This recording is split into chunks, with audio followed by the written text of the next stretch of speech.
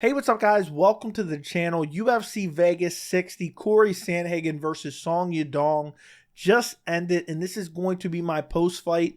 We're mainly going to discuss the main event, but I'll also go over every fight on the main card.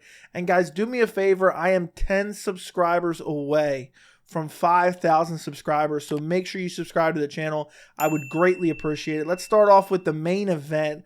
Cory Sandhagen defeats Song Yadong at the end of the fourth round via doctor stoppage. There was a nasty cut above the left eye of Song Yadong, and we almost had doctor stoppages in the co-main and main event, and the cut above Song Yadong's eyebrow was nasty. I think it opened up in the second round, but overall this fight, even though I don't want to say it was one-sided, I thought we had a clear winner going into the fifth round, barring a stoppage in the fifth round. This still answered a lot of questions about both guys, particularly Song Yadong. So the way I scored the fight, you look at the first round. In the first round, Sandhagen was landing some good shots. He was bumping the jab. Song was landing the more powerful shots, but less shots. And then Sandhagen was actually shooting for takedowns. And we're going to talk about the fight in its entirety in a second. But just quickly, round by round. And on one of the takedown attempts, Song Yadong reversed it, was on top, controlling Sandhagen. Eventually, Sandhagen worked back to his feet and then got his back taken by Song Yadong. But then eventually, Sandhagen shook him off. Some people gave Song Yadong the first round. And I don't think it's crazy to give Yadong the first round. I think it was very close.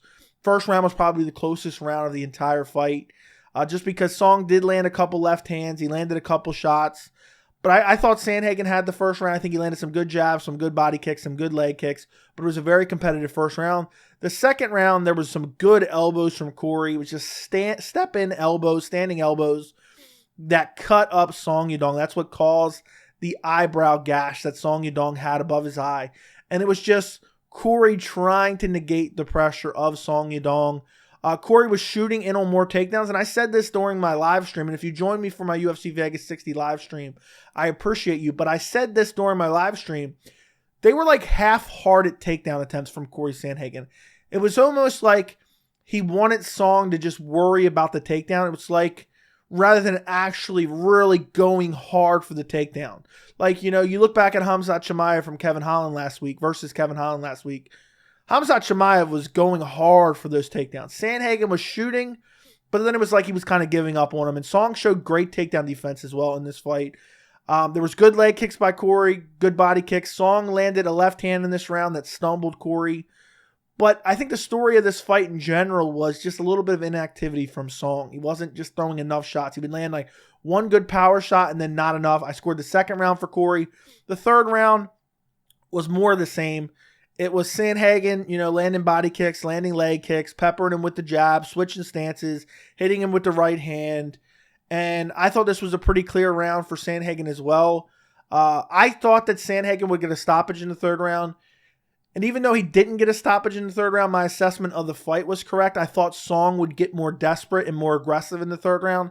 In this third round, Song Yadong was getting very aggressive and moving forward, throwing combinations, but a lot of them were missing or just landing on the forearms of Sandhagen. And the third round, I thought Sandhagen took it. Fourth round, this was actually a kind of close round. I thought Sandhagen was edging him out on the feet. He shot in on a takedown. And throughout every round, Sandhagen was shooting in on half-hearted takedowns. At one point, he was 8-0 on takedown attempts, or 0-8 on takedown attempts. He did not get any of them. But he was still shooting on them. He was getting big reactions on the takedown feint by Sandhagen. Fourth round, same thing from Sandhagen, peppering the jab, landing the body kick, slamming the leg kick. Song landing, a shot here, a shot there, a powerful shot. Throwing combinations, majority getting blocked by Sandhagen. Then eventually, Song Yadong got a takedown in this round, but Sandhagen was able to get right back to his feet. And then the last minute of the round, and I think the takedown by Song might have been a mistake because, he had the head pressure on Cory Sandhagen. The doctor had already said in between the third and fourth, if this gets any worse, we're going to have to stop it. And, he's rubbing the head, on Sandhagen. Sandhagen eventually finds his way back to his feet. And then Sandhagen in the last minute gets a takedown, beats up Song Yadong a little bit, has him stacked like the last 20 seconds of the round, goes into the end of the fourth round. I personally had it 4-0 Sandhagen. I could have scored it 3-1 for Sandhagen. We'll talk about the judges' scorecards here in a minute. But after this fourth round, you're looking at the cut. You're looking at the blood. The blood was just pooling into Song Yadong's eyes. I thought for sure it was going to get stopped at the end of this fourth round. And sure enough, he goes back to the stool. They're checking out his eye. The doctor's looking at it really close. And the doctor says, this is starting to get in, bad territory. I don't feel comfortable with this. Herb Dean waves it off. So Cory Sandhagen wins via fourth round TKO. But we learned a lot from this fight. There were so many takeaways from this fight. More about Song Yadong, but we also have a few takeaways from Sandhagen. But if I had to sum up this fight, how did this fight go?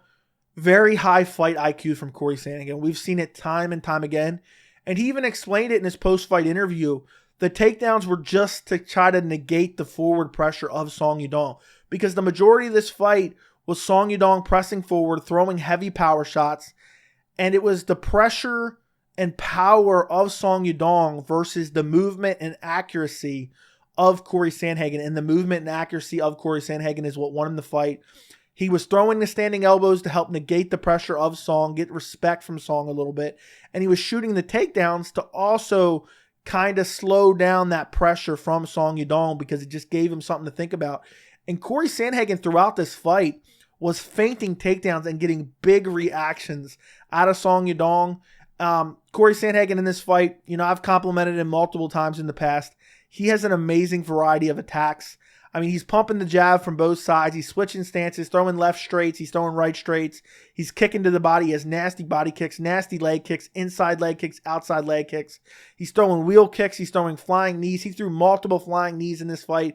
He landed a couple of them. He didn't land any of them like particularly flush. But Cory Sandhagen, I thought, looked really good in this fight. But we already kind of knew that about him. We knew that Cory Sandhagen was an elite level fighter, but it was whether or not, he's had these losses. He had that championship fight against Piotr Yan at UFC 267 last year. And a lot of people were saying, oh, Cory Sandhagen's kind of on the downslide now. It was a minority saying that, but there were some people saying like Song Yadong's 24 years old. He's a nasty power puncher. He's going to come in and he's going to help start that, massive slide of Cory Sandhagen. That's not what happened in this fight, even though the judges had it. Two judges had it. 2-2 going into the fifth. So it was tied going into the fifth on two judges' scorecards. The other judge scored 2, 3, and 4 for Sandhagen and 1 for Yadong. I think that's a perfectly reasonable scorecard. I think 1 and 2 were the other rounds that the two other judges gave to Song Yadong, which I think is reasonable as well. The second round was pretty close, but I thought Sandhagen took the second round just because Song landed a couple powerful shots throughout the round. Doesn't negate all the volume and the nasty elbow damage that Cory Sandhagen did in this fight. But Song Yadong showed, even though, he's kind of up towards the top 10, more of the top end of the top 10 of the division, he showed that he belongs with the elite of the elite. He showed nasty reflexes in this fight. We already knew his striking was really good. He showed amazing takedown defense in this fight. I think he could have been a little bit more active.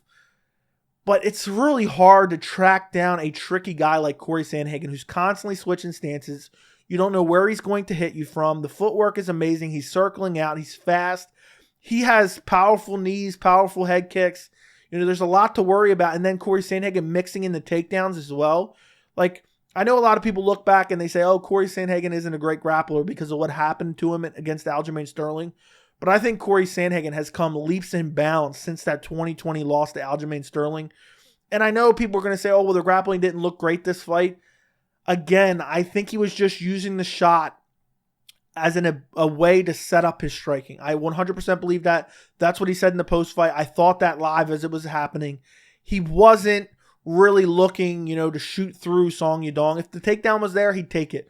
But usually he kind of shoot the takedown, but then kind of give up halfway through.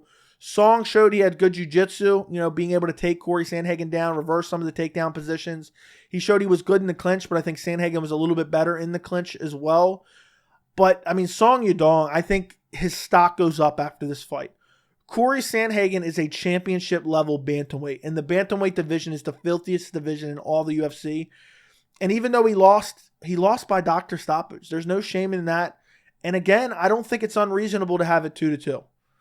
going into the 5th. I thought it was 4-0. I think you could also give it 3-1 for Sandhagen. But 2 judges had it 2-2, and I don't think that's egregious to score it that way. Song was just, I feel like he wasn't just landing enough or throwing enough in general, because he would have these moments where he would throw combinations and quite a few would land on the arms of Sandhagen, or Sandhagen would dodge a lot of them. And then he would land a big left hand, and then he would never really follow up. And then he would pressure forward, and Sandhagen would be throwing like these 50% jabs and just peppering 4, 5, 6, and then throwing a body kick and then circling out. And I just think, I talked about it in the lead up to this fight. Song Yadong is very young. He's only 24 years old. He still has a lot of room to grow, and he's still getting better. I mean, think about that. 24 years old. That is absolute insanity. Absolute insanity. I think Sean O'Malley's 28 years old. So Sean O'Malley's 4 years older. Sean O'Malley might be 27. Either way, O'Malley's 3 or 4 years older than Song Yadong. That's actually insane, because that's a lot of years of experience that Song Yadong does not yet have. And I think Song may be the future of the top 5 at the bantamweight division. It's tough to tell. He took a lot of damage in this fight. He's going to have scar tissue above that eye for a while. I hope he takes some serious time off. But to go in there and have a relatively competitive fight against Cory Sandhagen, he's going to learn a lot from this. He's going to grow in his next fight. I hope he takes some serious time off. He's going to have to that, cut, heal up properly. And I hope he doesn't deal with scar tissue forever. But I think he'll come back better than ever. And, his next opponent's not going to be the same level of Cory Sandhagen. I think, the UFC will give him something a little bit more manageable. And I think Song Yadong is lightning fast. He showed good cardio. He was ready to go for the 5th round. He didn't show any signs of fading, and he had pressure throughout the entire fight. So there's a lot of guys that may not be like Sandhagen, who are as mobile and have as good of footwork, that Song Yadong can go out there and clip him with a big shot, because Song Yadong might have the best power in the division, quite honestly. Maybe that's a bit of an exaggeration, but he's up there. He's top 3 power punchers in the bantamweight division. The bantamweight division's still growing. There's a lot of up-and-coming killers in the division right now. But Song Yadong, I think, is going to be hanging around in that top 10 for a long while. And I think he proved a lot tonight, because up until this point, his best win was Marlon Moraes. And I'm not a big fan of elevating guys off of losses, but I think his stock definitely goes up. I'm not going to say, he's definitely a future champion or he's definitely a number 1 contender in the future, but his stock definitely went up in my eyes. His skill set is proven, but it still needs a lot of work, but he's still so young. It's unbelievable. And for Cory Sandhagen, we knew what Cory Sandhagen was, and he proved it tonight. He's tough. He's durable. He has great stamina. He has, very good grappling. He's very well-rounded. He has a great variety of attacks. I mean, he's so durable. He didn't even look like he had any damage on him at the end of the fight. So that's absolute insanity. The fact that he took some good shots from Song. He took one hard body kick from Song. Song was landing some leg kicks. That's the other thing that Song, really didn't do well in this fight. I thought if he wanted to win this fight, he would have to chop the legs of Cory Sandhagen to limit that mobility of Sandhagen. He did that few and far between in this fight. So Song has still a lot to work on. With a better game plan, I could even see him beating Cory Sandhagen. But, who knows if that fight will ever happen again. Song Yadong's probably going to be, towards the top of the division when he's 26, 27, 28. Who knows where Cory Sandhagen's going to be at that point in time, because it's hard to get old in the bantamweight division, but Sandhagen's still young. I think he's like 30, 31, somewhere along those lines. But Sandhagen shows that he belongs at the top of the division. I think what the UFC needs to do, you have Aljamain Sterling versus TJ Dillashaw for the bantamweight title at UFC 280 in Abu Dhabi, October 22nd. I think you also have on that card Petr Yan versus Sean O'Malley, which I believe is a number 1 contender fight. So you take the winner of Algeo versus TJ. They fight the winner. They defend their title against the winner of Petr Yan, Sean O'Malley. And then in the meantime, you have Cory Sandhagen fight Marlon Chito Vera. The winner of that fight is next in line for the title shot. Maybe summer of next year. Maybe they take a fight. Now, they're not going to take a fight between now and then, because you would essentially have the 2 winners on the Abu Dhabi card fight each other, maybe March, April of next year. On that same card, I say you put Sandhagen Chito. So, for example, let's say Algeo retains the belt and Petr Yan wins. I don't know what's going to happen, but you would do Aljamain Sterling versus Petr Yan 3 or Aljamain Sterling versus Sean O'Malley, depending who wins that fight, in March, April. Then on the co-main event of that same card, you have Sandhagen versus Marlon Chito Vera. And the winners fight each other in the summer, fall of next year. I think that would be amazing. Imagine a scenario where O'Malley beats Jan. Whoever wins out of Aljamain and TJ, doesn't matter. O'Malley gets a title shot, wins the title. Meanwhile, Sandhagen fights Chito. Chito defeats Sandhagen, and we get the much anticipated O'Malley versus Chito 2 rematch for the bantamweight title. Because if Chito goes out there and beats Cory Sandhagen, on this long win streak he's on, I think definitely at that point Chito has earned his rematch with Sean O'Malley. Okay, I think he would earn the rematch at that point in time. That's an amazing scenario. But let's move on to some other fights on the card. I'm not going to go over them as in depth. Co-main event. Also, one more thing I wanted to mention about the main event. After they stopped it, it looked like Song Yadong went up to Cory and he said, "I can't see at all out of this eye." So it was a good stoppage. Anybody complaining about that stoppage, I think you lack all credibility. I think it's a fine stoppage. The cut was horrific. And Song's still young. Why let him get so damaged? And, let him live to fight another day. Moving down the card, the co-main event, Chidi and Njokuani versus Gregory Rodrigues. What a wild fight while it lasted. I picked Gregory Rodrigues, second round TKO. Sure enough, Gregory Rodrigues wins via second round TKO. This was an amazing fight, a fire fight while it lasted. And I think Gregory Rodrigues is just a tougher, more durable fighter, and that's what won him this fight. Grit, determination, and toughness. In the first round, this is the worst cut I've ever seen in MMA. In the first round, Gregory Rodrigues started to shoot in on a takedown, and Njokuani landed a nasty knee. I can't remember if it was a step-in knee or it was a flying knee. I think it was just a step-in knee. And he tore, and I'm going to put an image on the screen in a second, but I want to give you a warning. This is one of the nastiest things I've ever seen. I'm going to show you the cut, right after the fight. And I'm going to show you the image Dana White shared on his Instagram story after the fight. But if you don't want to see it, turn away. This is nasty. This was one of the worst cuts I've ever seen in my entire life. He gets cut up. It looks, you couldn't even tell at first. He was so bloody. There was blood everywhere. It was all over his eyes, his forehead, his cheeks. I couldn't even tell where the blood was coming from. It was torn in between his two eyebrows. It looked like he had a massive unibrow, and the cut was wider than his eyebrows. It was absolute filthy. But Gregory Rodrigues, being Gregory Rodrigues, got into an absolute firefight, was landing good shots. The first round was back and forth, both landing big shots. Gregory Rodrigues landed good shots in the clinch. There were some scrambles. And before the cut, actually, Njokuani was landing some good front kicks to the body. I think he even landed one to the head. But that's kind of irrelevant. I just wanted to mention that. But it was a firefight the rest of the first round.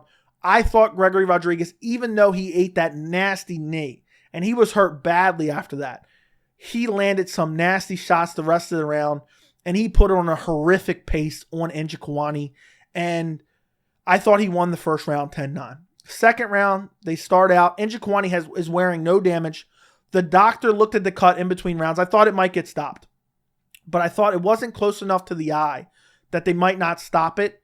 And the doctor told the ref, he said, "Look, if it gets any worse, we got to stop it. This is horrific." Basically, that's what he said. Gregory Rodrigues went out there and he immediately started looking for the finish. He landed some big shots. Njokuani was already tired from the high output from the first round. He gets dragged to the ground, and then Gregory Rodrigues just starts to brutally ground and pound him and finishes him 1 minute and 27 seconds into the second round. Absolute insanity. Absolute insanity. Gregory Rodrigues wins both rounds, but it looked like he was going to lose the fight because of the doctor stoppage was coming. And I think had it made it through the second round, depending on what would have happened, if he would have landed, Njokuani landed any punches on that cut, I think it might have been stopped. It was horrific. I mean, I showed you the pictures. It was horrific. Shout out to Gregory Rodrigues. He looks like he's 75 years old, but he's only in his 30s. So I can't wait to see who he fights next. He's so durable. He's so well-rounded. He fights like an absolute dog. I mean, I cannot wait to see him in his next fight. Moving down the card, this was a weird fight. Andre Touchy Fili versus Bill Algeo. I picked Algeo by decision. He lost via decision. Andre Fili, I thought, clearly won the first two rounds. First round, he was landing some good, solid head kicks, cut Algeo up. The third round, which is a controversial round, I thought was clear for Bill Algeo. And maybe that's a hot take. You guys will have to let me know down in the comments. The first and second round, I thought Fili landed the more damaging shots. First round, he clearly took. Second round was closer, but I thought Fili took the second round as well. Just more combinations, more volumes, landing good kicks. Second round was very close. Third round, Fili got him down. Got his back, almost got a rear naked choke. But I don't know what he was doing. He wasn't trying to, he had the grip. Bill Algeo just refuses to be choked somehow. And then Fili, looks to take his right hand underneath the armpit, which would be the grip hand, and then doesn't ever try to pull it out and look to relock up the choke ever again. And then Bill Algeo, I don't know how he did it. He starts throwing the most brutal ground and pound shots. As Fili is on his back, they're both facing the lights, and Algeo just starts throwing punches behind him, landing nasty shots. I thought he clearly took the third round. You cannot give Fili the round just because he hung onto the back of Algeo. Algeo landed far more damaging shots, and we're not talking 3, 4, 5 shots. We're talking 30 to 40 shots. And some people gave Algeo 2 and 3. I think Fili took 1 and 2, and I thought Algeo took 3. So it was still a fine decision. This was a fun fight while it lasted. It wasn't particularly crazy. And I don't really think either one of these guys are going to surge to the top of the featherweight division. I mean, Fili's been around for 9 years now. Algeo's looked pretty good, but you're losing to a veteran like Fili. But either way, it was a solid fight, solid matchup. Moving down the card, Joe Pyfer versus Alen Amedovski. This was a quick fight. It ended in the first round. Nothing really happened. It was kind of uneventful. Pyfer's hands were looking, really fast. He was landing some decent shots. Nothing crazy.